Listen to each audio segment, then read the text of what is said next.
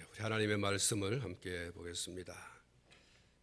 사무엘상 11장 12절로 15절 말씀입니다. 사무엘상 제11장 12절로 15절 말씀입니다.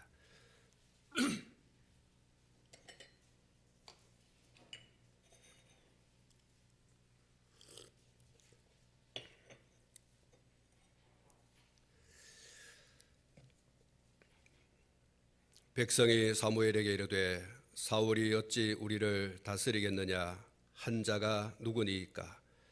그들을 끌어내소서, 우리가 죽이겠나이다. 사울이 이르되 이날에는 사람을 죽이지 못하리니 여호와께서 오늘 이스라엘 중에 구원을 베푸셨음이니라. 사무엘이 백성에게 이르되 오라, 우리가 길갈로 가서 나라를 새롭게 하자. 모든 백성이 길갈로 가서 거기서 여호와 앞에서 사울을 왕으로 삼고 길갈에서 여호와 앞에 화목제를 드리고 사울과 이스라엘 모든 사람이 거기서 크게 기뻐하니라. 아멘. 성삼위 하나님의 은혜가 여러분 가운데, 오늘 우리의 예배 가운데 충만하기를 주님의 이름으로 축복합니다. 오늘 아침에는 읽어드린 이 본문 말씀을 중심해서 사울의 대관식이라고 하는 제목으로 말씀을 드리려고 합니다. 사울이 이스라엘의 왕이 되는 데는 세 단계가 있었습니다. 첫 번째가 사무엘상 10장 1절 말씀인데요. 이때는 사무엘에 의해서 라마에서 은밀하게 기름 부음을 받았습니다. 그리고 두 번째는 사무엘상 10장 24절인데 이때는 이스라엘의 모든 지파에서 파송된 1000명의 각 대표들에 의해서 미스바에서 제비뽑기를 통해서 이스라엘의 왕으로 선출이 되었습니다. 그리고 세 번째가 오늘 이 본문입니다. 나하스가 이끄는 암몬의 그 군대와 전쟁을 치르고 그 전쟁을 대승리로 이끈 후에 세겜에서 모든 이스라엘 백성들 앞에서 화목의 제사와 함께 축제의 분위기 속에서 이스라엘의 왕으로 공식적인 등극, 오늘 제목에 있는 것처럼 대관식을 거행하게 되어지는 것입니다. 사울의 나이 40세에 이스라엘의 왕, 물론 두 쪽이 났습니다마는 유다의 왕으로 그렇게 등극을 하게 되어지는, 명실공히 이스라엘의 통치자로 등극을 하게 된 것입니다. 아버지의 잃어버린 암나귀를 찾아 나섰다가 하나님의 사람 사무엘로부터 비록 은밀하게 이스라엘의 왕이 될 것이다 라고 하는 예언과 함께 기름 부음을 받았습니다. 그리고 여러 가지 징조를 통해서 하나님에 의해서 이스라엘의 왕으로 선택되었다라고 하는 것과, 그리고 더 나아가서 제비뽑기라고 하는 그런 선택 방식을 통해서 공식적으로 이스라엘의 왕으로 선택이 되고, 소를 몰고 들에 나가서 밭일을 하던, 농산일을 하던 그가 소 뼈다귀 하나로 전쟁을 승리로 이끌어서 온 백성들의 지지, 그리고 그들과 함께하는 축제의 열기 속에 영광스러운 왕의 자리에 등극을 하게 됩니다. 우리는 사울이 이스라엘의 초대 왕으로 기름 부음을 받고 왕의 대관식을 갖는 이 모든 과정을 살펴보면서 사울이 이스라엘의 초대 왕으로 등극하게 되어진 이 사실이 우연히 어쩌다가 되어진 일이 아니고 철저하게 하나님의 주권적인 섭리에 의한 것임을 인정하고 고백하지 않을 수가 없습니다. 사울이 왕되고 싶어서 왕된 것도 아니고 사무엘이 사울을 왕으로 삼고 싶어서 왕으로 삼은 것도 아닙니다. 이스라엘 백성들이 선택하고 싶어서 사울을 이스라엘의 왕으로 선택한 것도 아닙니다. 그 왕으로 세움을 받는, 기름 부음을 받는 그 과정에서부터 이어지는 최종적인 대관식, 등극에 이르기까지 그 하나하나의 과정이 하나님의 주도적인 섭리가 아니면 그렇게 될 수 없는 그런 과정인 것을 우리가 함께 살펴보았고, 또 그 사실을 인정하고 고백하지 않을 수가 없습니다. 따라서 한 개인의 생사화복과 또 한 나라의 흥망성쇠가 모두 하나님의 주권에 속한 것이고 하나님의 작정과 그 섭리에 의해서 이루어진다라고 하는 것을 사울의 이 왕되는 과정 속에서 우리가 한번 살펴보게 되어집니다. 이런 점에서 우리는 우리가 어느 지점에 이르렀든지 또 어느 위치에 있든지 하나님의 주권적인 섭리 앞에 우리가 겸손해야 하고, 또 하나님의 주권적 섭리에 대한 기대감으로 살아가는 오늘 우리 모두가 되어야 할 줄로 믿습니다. 내가 지금까지 살아온 것이 하나님의 주권적 섭리 속에 있었고 앞으로도 마찬가지고, 하나님의 주권적 섭리하에 내가 존재한다는 그 속에서 우리가 겸손하고 그 속에서 하나님의 나를 향한 그런 디자인이 어떤 건가에 대한 기대와 또 설레임이 있어야 할 것입니다. 오늘 본문에서 우리는 이런 하나님의 주권을 믿는 사울의 한 행동을 보게 되어집니다. 12절과 13절 말씀인데, 먼저 12절을 보시면 이렇게 말씀하고 있습니다. 같이 한번 읽어보겠습니다.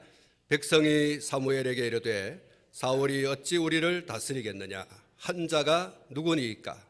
그들을 끌어내소서, 우리가 죽이겠나이다. 여러분, 오늘 이 본문에 나오는 이 12절 말씀은 앞장에 있는 10장 27절 말씀을 근거한 말씀입니다.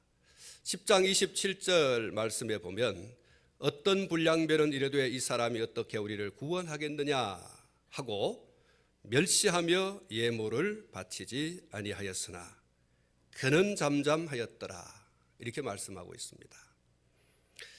사울이 이스라엘 각 지파에서 파송한 각 천명식의 대표들에 의해서 제비 뽑기를 통해서 왕으로 선출이 되었습니다. 그때 누가 누구에게 사울을 뽑자 이렇게 말한 적이 없습니다. 이 제비 뽑기는 이와 같은 이제 그 그릇에 사람들이 이름을 집어넣는 거죠. 아니면 이름을 써놓고 뽑는 것입니다. 자, 이렇게 하기 때문에 누가 선택이 될지, 누가 선출이 될지 아무도 모릅니다. 이렇게 공식적인 선출 방법을 통해서 그가 왕으로 선출이 되어졌을 때 이 불량배들, 이들이 사울을 무시하고 왕으로 인정하지 않았습니다. 그 구체적인 노골적인 행위가 사울에게 선물을 하지 않았다는 것으로 27절에 표현이 되어 있습니다. 고대 사회에서 예물과 선물은 이 존경심 혹은 충성심을 표현하기 위해서 자기보다 높은 사람에게 그렇게 바쳤습니다. 그러므로 각 지파에서 이렇게 공식적인 선출 방법, 제비뽑기를 통해서 대표들이 뽑은 정당하게 선택되어진 이 사울에게 예물을 드리지 않았다라고 하는 것은 그들이 사울을 이스라엘의 왕으로 인정하지 않는다라는 것이죠. 노골적인 표현, 사울을 멸시하는 행위요 심각한 도전 행위다. 그렇게 볼 수 있는 것이죠. 사울이 어떻게 우리를 구원하게 되냐? 우리는 어떤 일이 있어도 사울을 왕으로 인정하지 않는다. 그렇게 그들이 심각한 도전 행위를 하게 되었습니다. 이런 행위가 이제 사울이 전쟁에 익숙한 이 암몬 족속과의 전쟁에서 대승리를 거두게 된 그날 백성들 가운데서 사울의 왕됨을 업신여기고 무시했던 것을 기억하면서 그들을 색출해서 그들의 생명을 거두겠다라고 하는 이 강력한 의지를 표명했을 때 사울의 보인 태도가 매우 의미심장합니다. 우리가 주목해야 할 매우 중요한 그런 태도가 아닐 수 없다라고 할 수 있는데, 사울이 그날도 잠잠했지만 오늘 본문에서 여전히 그런 태도를 견지하고 있습니다. 사울의 왕됨을 인정하지 않고 선물도 하지 않았던 사울이 어떻게 우리의 왕 되겠느냐, 그가 어떻게 우리를 구원하겠느냐, 이렇게 했던 사람들에 대해서 사울이 잠잠했다라고 하지 않습니까? 당장의 분노를 표출하고 그 사람들을 생명을 거둘 수도 있었지만 사울은 잠잠했다고 했습니다. 그런 잠잠한 그의 태도가 오늘 13절 말씀에서 그대로 이어지고 있는 것을 볼 수가 있습니다. 13절 말씀을 같이 한 번 더 읽어보겠습니다. 사울이 이르되 이날에는 사람을 죽이지 못하리니 여호와께서 오늘 이스라엘 중에 구원을 베푸셨음이니라. 할렐루야. 사울은 자신에게 충성심을 보이는 어떤 정의와 공의를 외치는 사람들에게 손사래를 칩니다. 그럴 수 없다. 왕이여, 당신이 왕으로 선출되었을 때 당신을 왕으로 인정하지 않는, 당신을 업신여기고 무시한 그 사람들 가만 놔두면 되겠습니까? 오늘 다 처단합시다. 그렇게 사울에게 충성심을 보이는 사람들에게 사울은 그러지 말라, 그러지 않았으면 좋겠다, 안 된다 라고 단호하게 입장을 취합니다. 본문 말씀 그대로를 옮기면 이날에는 사람을 죽이지 못하리니, 그렇게 말씀하죠. 여러분, 이 말씀은 보복하지 않겠다, 어떤 이유로도 정치적인 보복을 하지 않겠다, 그런 사울의 의지 표명이라고 볼 수가 있습니다. 사울은 보복보다 더 중요한 것이 온 백성들이 지금 화목하고 화합하는 것이다. 온 백성들의 마음이 하나로 뭉쳐져서 이 나라를 새롭게 세워가는 것이다. 이 나라를 튼튼하게 세워가는 것이다. 그렇게 강조를 하는 것이죠. 사랑하는 성도 여러분, 우리나라의 정치사를 보면 정권을 잡은 자들이 이전 정권을 여러 가지 이유로 직간접적인 그런 정치적 보복을 해온 것이 사실이죠. 누구나 이거는 부정할 수 없는 사실입니다. 정권을 잡은 분들이 그 정권 초기의 사정의 칼날을 이전 정권을 잡았던 자들에게 휘두르는 것을 볼 수 있습니다. 그래서 정권의 중심에 서 있었던 사람들을 한 사람씩 두 사람씩 그렇게 잡아 가두고, 그리고 또 어느 한 시점에 가서는 사면이라고 하는 것을 통해서 풀어주는 그런 것을 볼 수가 있습니다. 지금 우리나라의 정치 역시 또 그런 전철을 밟고 있는 것을 볼 수가 있습니다. 정권이 들어선 지 3년 차가 되지 않습니까? 여전히 적폐청산이라고 하는 그 기치 아래에서 과거와의 싸움에 골몰을 하고 있습니다. 이제 과거를 정말 차단하고 미래로 나가야 할 때가 아닌가 그렇게 생각을 합니다. 대통령의 임기가 5년입니다. 3년 차에 들어서면서까지 여전히 과거에 사로잡혀서 칼날을 휘두르고 있다고 하는 것은 앞을 내다보지 못하는 모습이 아닌가. 나라를 10년, 20년, 100년을 바라보면서 건강하게 좀 세워가야 되지 않겠는가 그런 생각이 듭니다.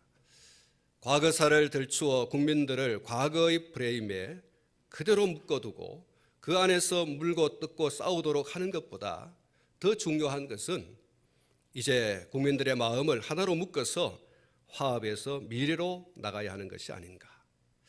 그런 점에서 이 사울은 대단히 훌륭한 그런 출발을 하고 있다. 이렇게 볼 수가 있죠. 주변에 지나친 충성심을 가진 사람들이 권력의 칼을 가졌으니 피를 보자. 이렇게 깃발을 들고 나왔지 않습니까? 이 사울이 그런 사람들을 가로막았습니다. 그러지 말라. 더 중요한 것이 이 사람들의 목을 치는 것이 아니다. 온 백성들이 다 하나가 되어서 이 나라가 잘 되도록 하는 것이 아니냐. 그래서 사울이 보여준 이 모습이 정말 잘한 모습이다. 포용력 있고 아량이 있는 그런 모습이 아닌가. 힘 있는 자가 이런 포용력을 보여야 되고 또 아량을 보여야 되죠. 그런 점에서 사울이 잘했다라고 하는 것입니다. 그리고 이것은 나라를 그리고 집단을 이끌어가는 매우 중요한 리더십이라고 할 수가 있습니다.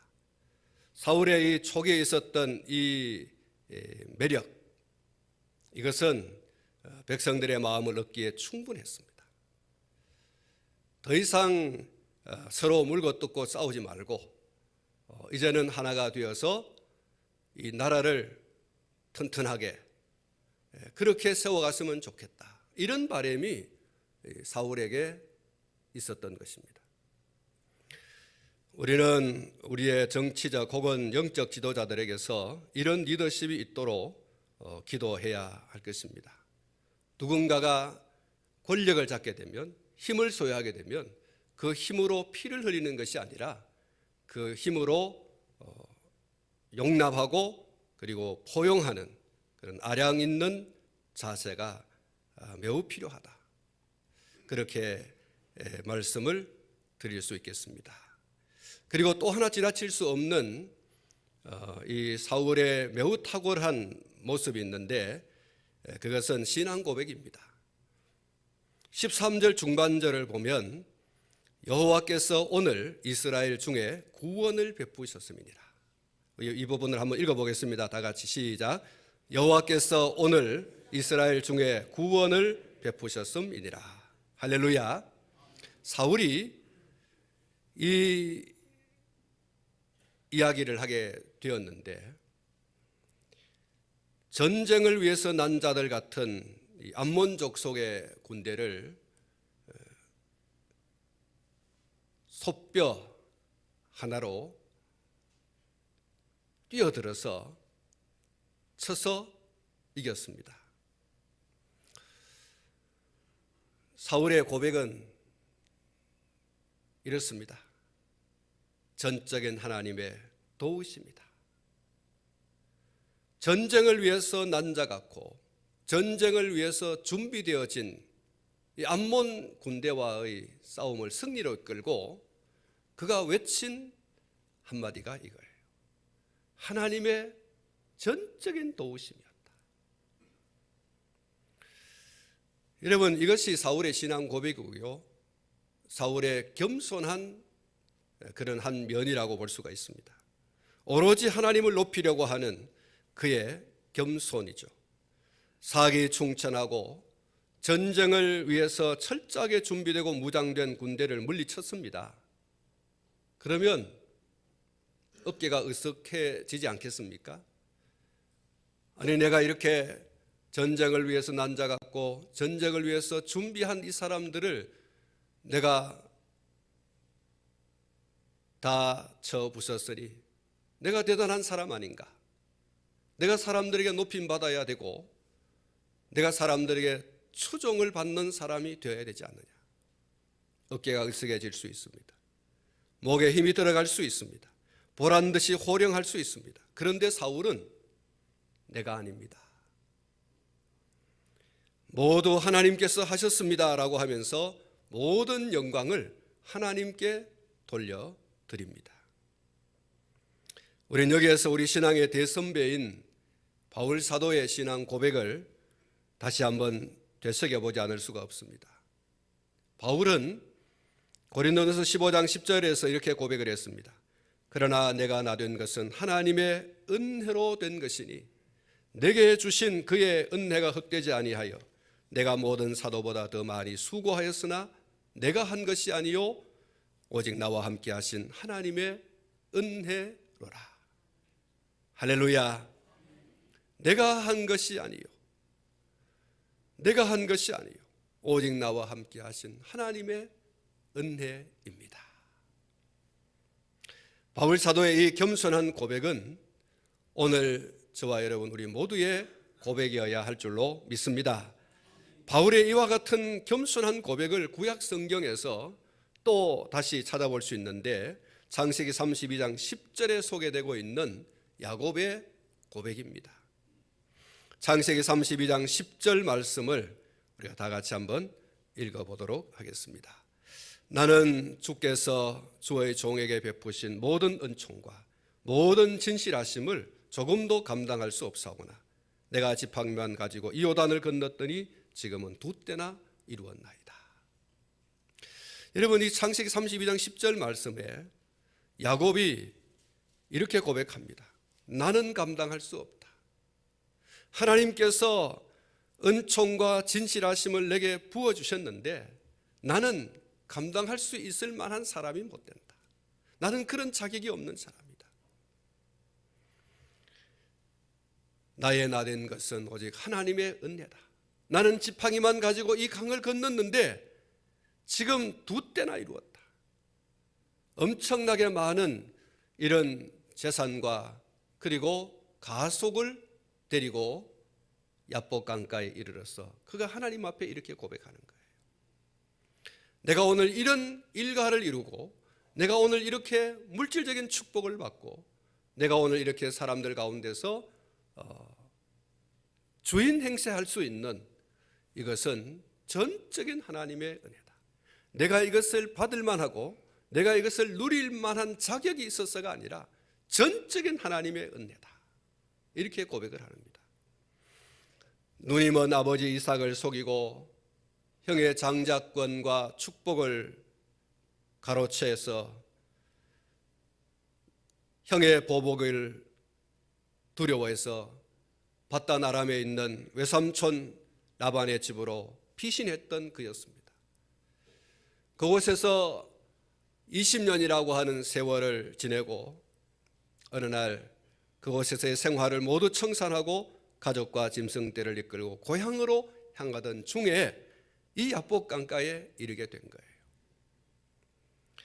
거기에서 그는 지난 날을 회고하면서 하나님께 기도를 하게 됩니다.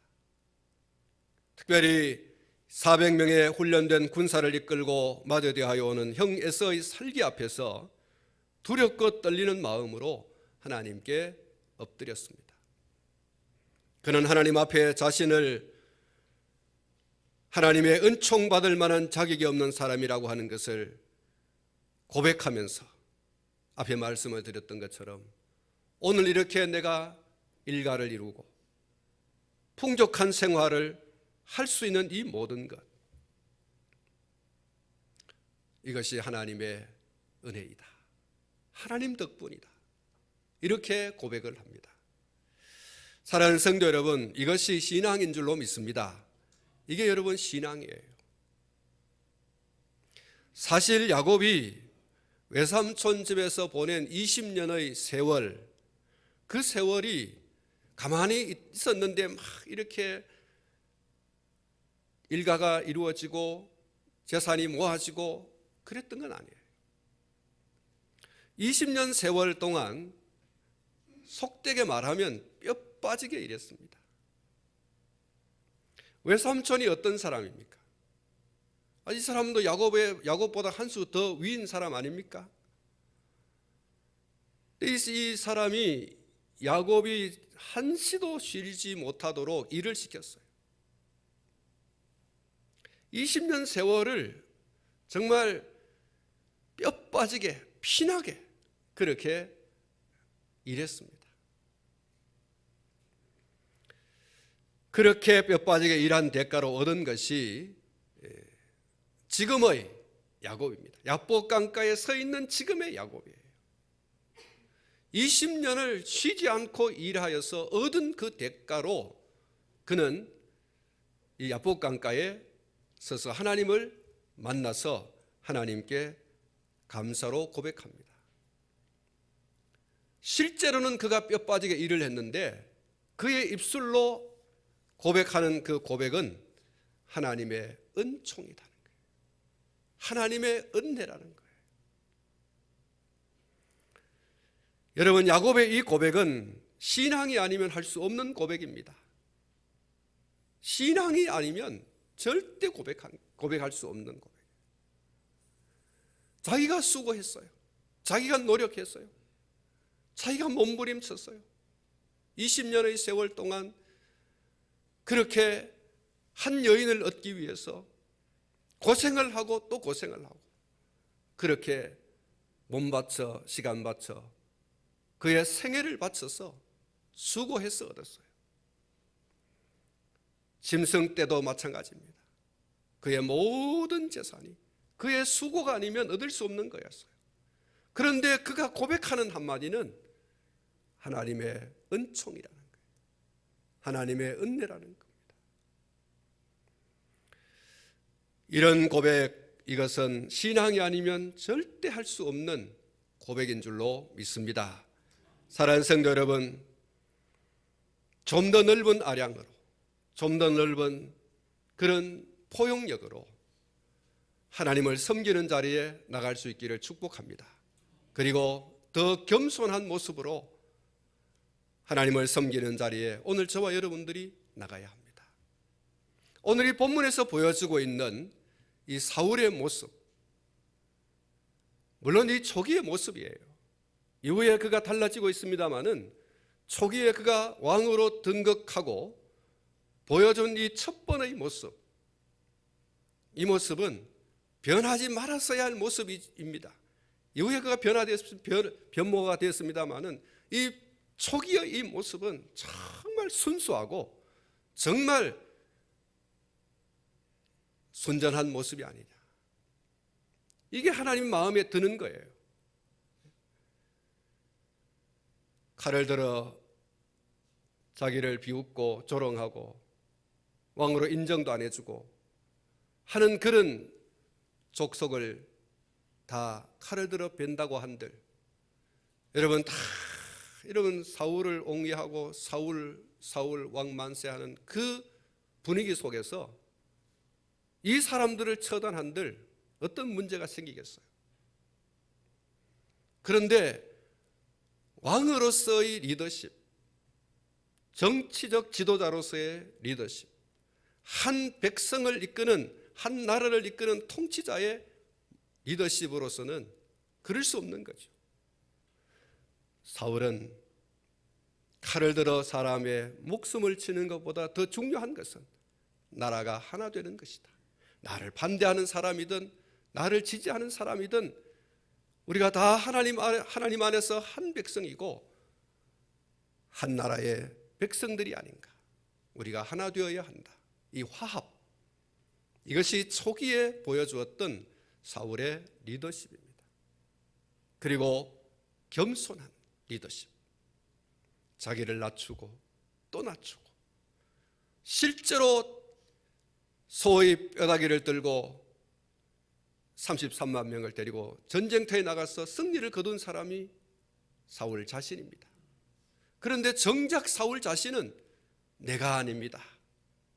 하나님이십니다. 이거예요. 우리 한번 따라하겠습니다. 내가 아닙니다. 하나님이십니다. 그렇습니다. 내가 아니에요. 하나님이 일하셨어요. 내가 아니요. 하나님이 나가서 싸우셔서, 내가 아니요. 하나님께서 승리하게 하셨어요. 이게 사울의 모습이에요. 우리가 정말로 하나님을 우리의 왕이요 우리의 주인으로 인정한다면 이런 모습이 필요해요. 진정 하나님을 하나님으로 인정하는 성도의 모습이 이런 모습이 아닌가. 여러분, 이런 모습이 우리의 말과 행동 가운데 충분히 나타날 수 있기를 축복합니다. 여러분, 우리의 삶 가운데서 이것이 자연스럽게, 우리의 신앙생활 속에서 이것이 자연스럽게 나타나져야 되는 모습이 아니냐. 넓은 마음을 가졌으면 좋겠습니다. 겸손한 마음을 가졌으면 좋겠습니다. 이것이 하나님의 백성의 모습이라고 한다면, 이것이 하나님을 하나님으로 인정하는 성도의 모습이라고 한다면, 오늘 저의 모습 속에서 또 여러분 한 분 한 분의 모습 속에서 이 모습이 나타나야 되지 않겠는가. 주여 겸손하게 하소서. 오늘 하루하루를 주의 인정하심 가운데 더 겸손하게 하소서. 주와 함께 동행하면서 더 겸손하게 하소서. 하나님을 하나님으로 인정하는 성도들의 모습 속에서는 언제든지 이런 모습이 나타났습니다. 이 모습이 다른 사람의 모습이 아니라 저의 모습이고 또 여러분의 모습이 되시기를 주님의 이름으로 축복합니다.